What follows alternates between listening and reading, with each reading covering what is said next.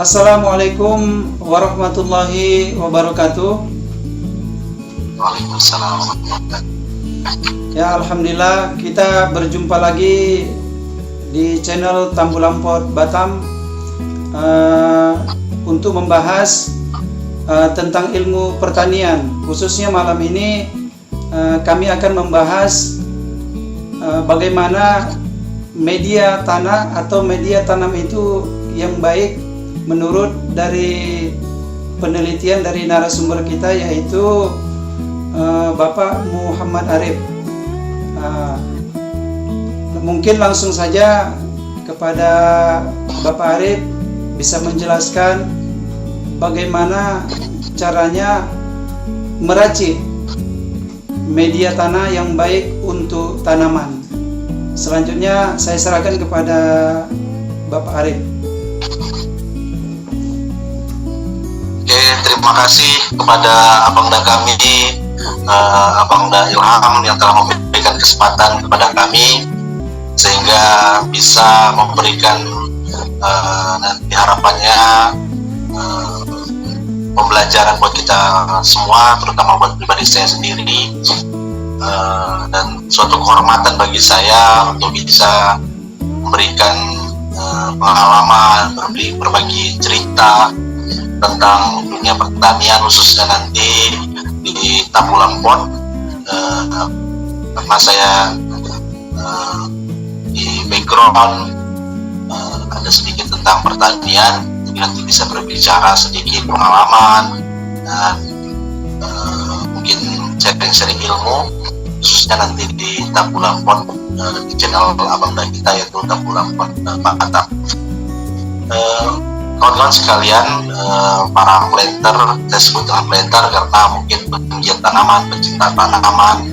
Jadi kita ketahui kalau Tambulampot ini adalah salah satu metode dari salah satu metode di urban farm, yaitu metode yang efektif untuk dilakukan untuk di lahan-lahan perkotaan.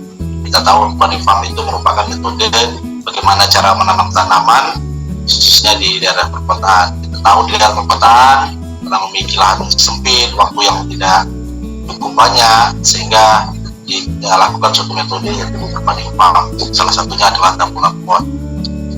Banyak plus minus dari Tambulampot ini. Yang pertama, nanti di keunggulannya Tambulampot ini kita tidak butuh tempat yang luas, kemudian perawatan yang mudah, kemudian nutrisi yang kita berikan ke tanaman itu langsung terserap. Sedangkan kerugiannya atau negatifnya di Tambulampot ini, pertama dia memiliki suatu kelemahan, di mana kelemahannya biayanya cukup mahal karena mungkin untuk persiapan alat-alatnya, kemudian yang kedua nanti adalah persiapan media tanamnya, bahan tanamnya dan lain-lain. Jadi kemudian selanjutnya adalah kalau kita budidayakan nanti untuk tanaman-tanaman keras, tanaman buah-buahan yang memiliki akar tunggang, maka dia akan sukar akar untuk menembus permukaan wadah apabila itu wadah atau polybag atau pot yang digunakan tidak bisa tembus oleh akar tunggang. Dan itu salah satu kerugiannya sebenarnya ataupun kelemahan dari sistem Tambulampot. Tapi hal yang menarik adalah di Tambulampot ini kita bisa modifikasi media tanam, terutama karena tadi kita sudah dipaparkan oleh pemateri tentang persiapan media tanam. Kenapa di media tanam ini kita bisa modifikasi? Kenapa kita media tanam ini kita siapkan sesuai dengan karakteristik tanaman tersebut? Jika menggunakan nanti tanaman itu kotil, ataupun tanaman yang berkeping dua, ataupun yang kita sebut dengan akar tunggang, akar akar tunggang untuk pohon ini, maka media tanam yang kita gunakan akan berbeda dengan tanaman-tanaman yang memiliki akar serabut ataupun tanaman-tanaman semusim. Contohnya tanaman hortikultura, ada melon, ada semangka, ada cabai yang sistem perakarannya menggunakan sistem perakaran serabut. Dan berbeda pula ketika kita tanam itu misalnya jambu, lengkeng, mangga, dan lain-lain, itu akan berbeda untuk media tanamnya. Maka kita harus yang harus kita pahami adalah karakteristik dari tanaman tersebut. Misalnya nih, kita tahu durian, tanaman durian itu karakteristiknya adalah tanaman pegunungan misalnya, tapi berkembangnya teknologi akhirnya dimodifikasi, dimutasi secara alami bisa tumbuh di dataran rendah, padahal kita tahu habitatnya aslinya adalah durian di dataran tinggi. Namun karena sistem teknologi yang canggih sekarang, maka di dataran rendah pun durian bisa berkembang. Makanya salah satu untuk bisa memodifikasi itu adalah media tanamnya. Jadi kita samakan pH yang cocok untuk tanaman durian itu di pH berapa, kemudian sistem tekstur tanahnya yang bagaimana. Itu yang harus kita pelajari dulu. Kita mau nanam misalnya mangga itu karakteristiknya di daerah mana, di dataran tinggi kah atau di dataran rendah. Mangga lebih layaknya dia di dataran rendah, terutama daerah berpantai. Nah, makanya kita pelajari karakteristiknya. Berarti daerah mangga ini lebih cenderung dia agak berpasir seperti itu. Kemudian anggur kita pelajari karakteristiknya. Seperti itu juga. Semua tanaman itu memiliki karakteristik masing-masing. Jadi itu yang perlu kita pelajari, yang perlu kita pahami sebelum kita melakukan teknik budidaya tata bulan pot ini. Jadi tidak bisa hanya sembarang sama semua media, tapi kita pelajari dulu karakteristik tanaman itu bagaimana, seperti itu. Kemudian seperti melon, semangka, itu kan tanaman karakteristiknya hampir sama antara melon dan semangka. Jadi memiliki tipe yang bagaimana, di suhu berapa, di pH berapa dia hidup, kemudian tipikal tanah yang bagaimana, tekstur tanah bagaimana yang beliau kehendaki ataupun yang dikehendaki oleh tanaman semangka dan melon seperti itu. Ketika kita sudah bisa memahami karakteristik itu, keuntungannya pertama kita bisa melakukan teknik budidaya yang benar. Kemudian yang kedua, kita bisa menekan angka kematian dari usaha budidaya kita tersebut. Kemudian kita bisa menekan pertumbuhan hama dan penyakit dari tanaman tersebut. Ketika kita sudah pahami karakter-karakter itu, maka insya Allah ketika kita melakukan teknik budidaya tengkulak pasti akan berhasil. Karena faktor yang paling penting di dalam teknik budidaya adalah faktor penyiapan media tanam. Jadi untuk komposisinya per masing-masing tanaman itu akan berbeda-beda. Misalnya salah satu contohnya kita fokuskan nih untuk jus tanaman serabut. Contohnya melon, semangka, timun, dan lain-lain. Itu karakteristik sistem perakarannya adalah serabut. Jadi tidak bisa menembus akar itu tidak bisa menembus partikel-partikel tanah atau struktur tanah yang padat. Maka perlu dilakukan media tanam yang itu dia memiliki tekstur yang ringan. Seperti apa? Ada pasir, ada sekam, kemudian tanahnya tanah kompos dan lain-lain, itu di mix perbandingannya nanti untuk di perjumpaan kita selanjutnya. Jadi seperti itu, ataupun nanti di sisanya jawab bisa kita bahas seperti itu.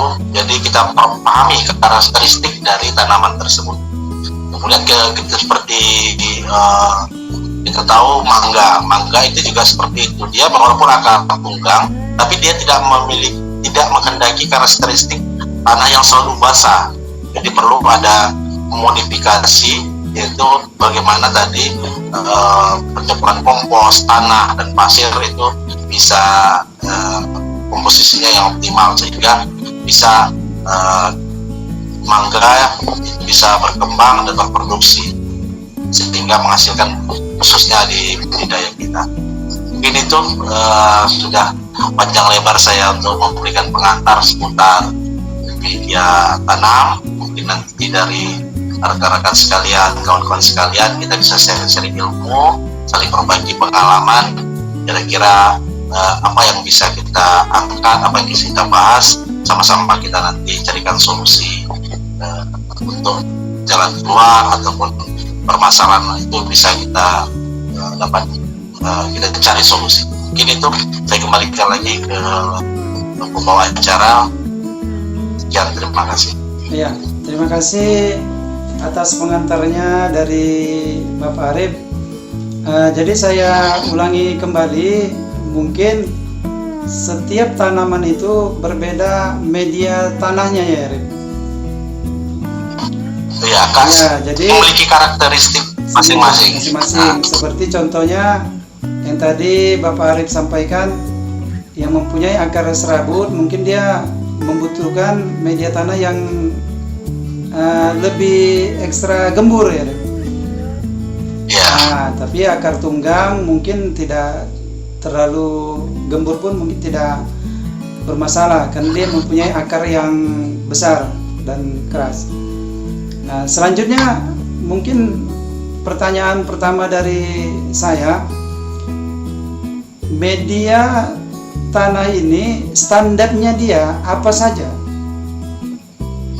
Campurannya maksudnya. Langsung saya jawab nih. Iya, standarnya aja. Mungkin setiap orang kan berbeda-beda, tapi menurut dari Bapak Arif apa saja yang campurannya dan itu sudah memenuhi lah untuk tanaman dari Tabu Lampon. Jadi saya ulangi kembali. Jadi kalau standar tetap ada pupuk kompos, tanah, dan pasir. Itu salah satu sudah jadi komponen utama. Kenapa? Di pasir sebagai kapilaritas kita tahu ada nanti porositas, membuka pori di media kita. Gunanya pasir itu adalah untuk agar ketika kita menyiram tanaman, aplikasi pupuk itu tanah tidak menyimpan air, tapi dia bisa meloloskan air juga, seperti itu.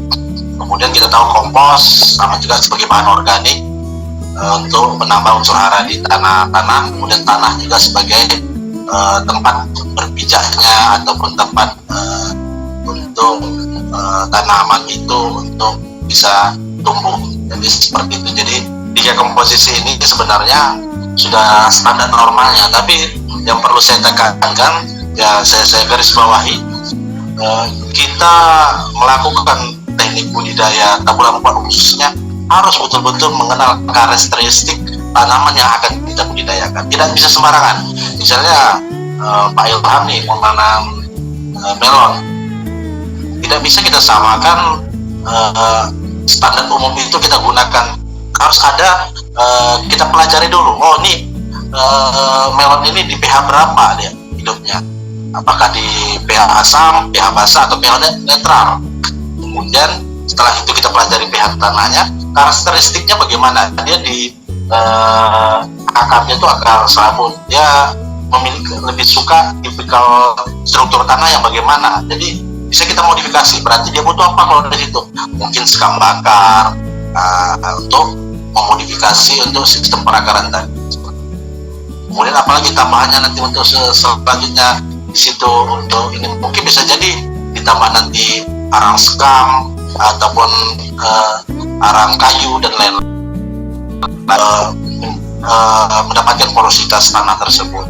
Kenapa tanaman melon, tanaman semangka tidak menghendaki tanaman itu yang sistemnya menyimpan air, media tanahnya, tapi dia ada porositas di situ, ada daya kapilaritasnya seperti itu. Mungkin itu Pak Ilham, ada yang kira-kira ingin ditanyakan lagi?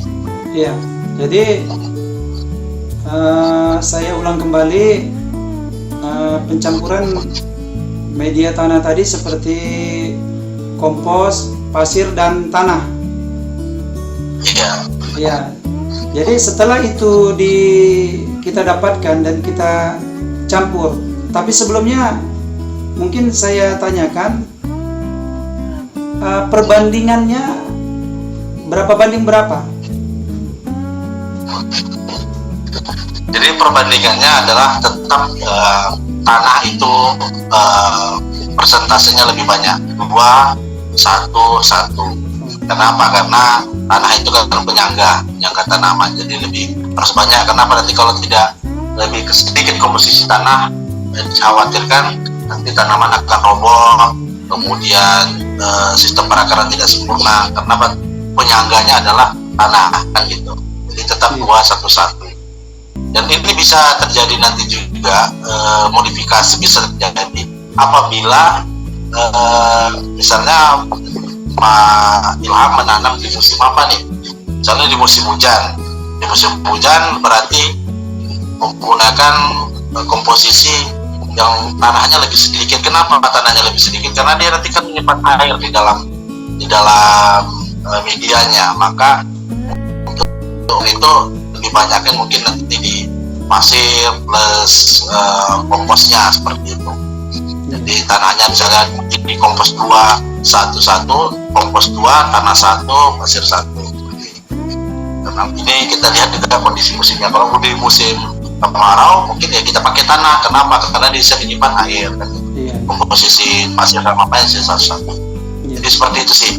Jadi pengalaman yang mengajarkan Pak Ilham nanti di lapangan, tapi kita di petani milenial ini memang harus banyak bereksperimen, karena nggak bisa juga jadi standar. Nanti pasti akan ada yang namanya modifikasi,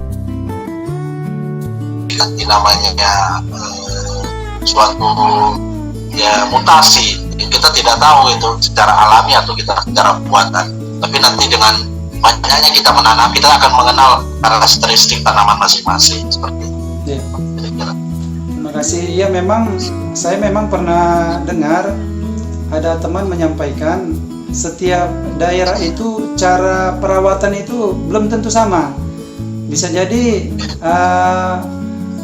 perawatan di daerah tertentu itu berhasil, tapi kalau diterapkan di daerah lain itu belum tentu berhasil, karena dia melihat iklim dari tempat itu sendiri. Selanjutnya Pak Arif, setelah pencampuran tanah sudah kita buat, apakah ada kita campurkan unsur-unsur yang membuat media tanah itu menjadi lebih subur? Kayak contohnya mungkin pemberian dolomit dan sebagainya. Oke, terima kasih Pak Ilham, pertanyaannya cukup bagus. Jadi banyak yang tidak disadari oleh para planter, para petani, bahwasanya ketika mempersiapkan media tanah atau media tanaman atau media tanam, itu yang perlu dilakukan adalah pencampuran ataupun pengampuran. Pengampuran tujuannya adalah untuk menekan ataupun mencegah pH asam pada tanah. Jadi apalagi kita tahu kalau pupuk kompos itu biasanya lebih pH-nya pH agak asam. Kemudian tanah rata-rata kita tahu sudah banyak yang asam. Jadi perlu dilakukan pengakuran untuk menekan pertumbuhan, menekan untuk di pH asam. Maka untuk menetralisirnya menggunakan dolomit.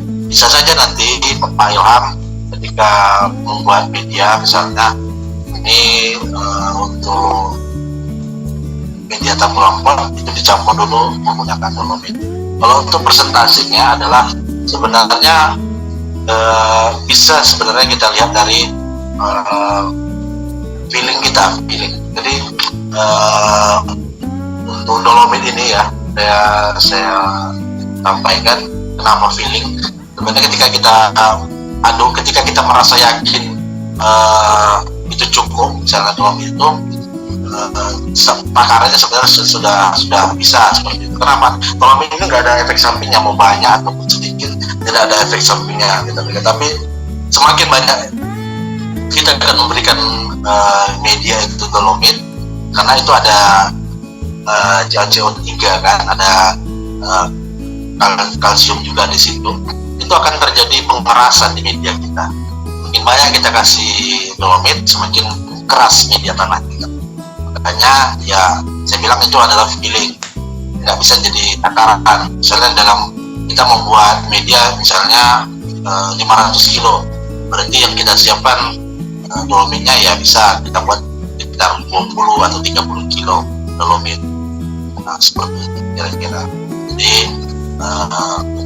tujuan utamanya adalah mempersiapkan untuk jaga pH tanah agar tetap netral. Karena rata-rata tanaman itu berkisar di 5,6 sampai 7. Itu di pH yang dikehendaki oleh tanaman rata-rata. Tapi ada nanti beberapa tanaman yang mungkin di pH basah, ada yang di pH asam. Jadi tergantung tanaman. Makanya kita harus pelajari karakteristik tanaman masing-masing. Kemudian untuk pemberian apalagi selain dolomit, biasanya setelah kita siapkan media, kita masukkan ke tabungan pot kita atau ke wadah tempat kita, ya harus ada namanya pupuk dasar. Pupuk dasar itu banyak digunakan oleh para petani kita, ya ada yang TSP, ada yang fosfat dan lain-lain. Sebenarnya adalah untuk merangsang pertumbuhan akar. Itu ya tujuannya. Pupuk dasarnya adalah TSP ataupun fosfat. Kira-kira seperti itu. Baiklah. Ya, jadi pencampuran setelah media tanah tercampur, kita menambahkan adanya dolomit dan pupuk dasarnya TSP, pupuk TSP, triple ya, super fosfat. Nah, tapi ada juga ya, iya. Tapi apakah kira-kira ada juga yang menambahkan dia pakai MPK, ada yang TSP, KCL. Kira-kira menurut Pak Arif sama saja, fungsinya apa, bagaimana? Sebenarnya bisa digunakan untuk aplikasi. Yang kita takutkan adalah ada beberapa tanaman yang sensitif. Dia apalagi kita biasakan kita gunakan di akar-akar serabut ini. Kita kemudian tanaman horti misalnya di melon, semangka dan lain-lain sistem tabungan pot. Ketika kita gunakan pupuk NPK, yang kita tahu NPK ada unsur nitrogen, fosfat, kalium. Jadi kita berikan di awal tanam jadi pupuk dasar. Tanaman itu apalagi di tabung lompat kan wadahnya cukup kecil. Ketika air terlarut di dalam itu, dia akan panas. Kenapa? Tadi ada nitrogen dan kaliumnya yang bikin nanti tanaman bisa stres, walaupun dengan dosis kecil. Tapi kalau di tanaman keras ataupun tanaman akar tunggang, saya kira tidak ada masalah. Tapi yang jadi pertanyaan, ya boleh-boleh saja kita berikan pupuk dasar mungkin di NPK